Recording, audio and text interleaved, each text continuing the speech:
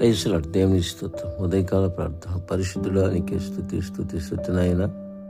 రాత్రంతా కాపాడి మరొక దినం ఇచ్చావు. నీకు కోటి స్తోత్రాలు. ఈరోజు ఈ ప్రార్థనలు ఏకీభవిస్తున్న వారిని కూడా జ్ఞాపం చేసుకొని మీ సన్నిధి తోడుగా ఉంచి నడిపించమని, ఈ మాపై జీవించమని యేసయ్య నామములో ప్రార్థిస్తున్న మా పరమ తండ్రి. ఆమేన్. వాక్యం సామెతలు రాసిన గ్రంథం 6వ అధ్యాయం 6వ వాక్యం. ప్రియులారా, ఈ వాక్యం మనకు 2 నీతి పాఠాలు నేర్పిస్తూ ఉంది.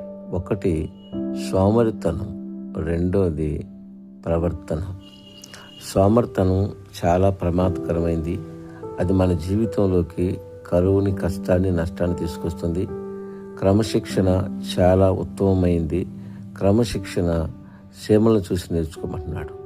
దేవుడు మనకిచ్చిన ప్రతి ఒక్కదాన్ని క్రమశిక్షణగా దాన్ని ఉపయోగించి దీవించబడాలని దేవుడు కోరుకుంటున్నాడు. దేవుని స్తోత్రం. ఎప్పుడైతే మనం సోమర్తనాన్ని విడిచిపెట్టి చురుకుగా ఉంటామో అప్పుడు అన్ని విషయాల్లో సమృద్ధి కలిగి జీవిస్తామని, దేవుడు మన చేతికి ఇచ్చిన దాన్ని మన ఇష్టానుసారంగా ఖర్చు చేయకుండా, అది సమయమైనా, డబ్బు అయినా, అది మరి ఆహారమైనా, మరి ఏదైనా సరే దాన్ని ఒక క్రమముగా మనం వాడినట్టయితే మనం సంతోషంగా, సమాధానంగా ఉంటామని ఈ వాక్యం సెలవిస్తూ ఉంది.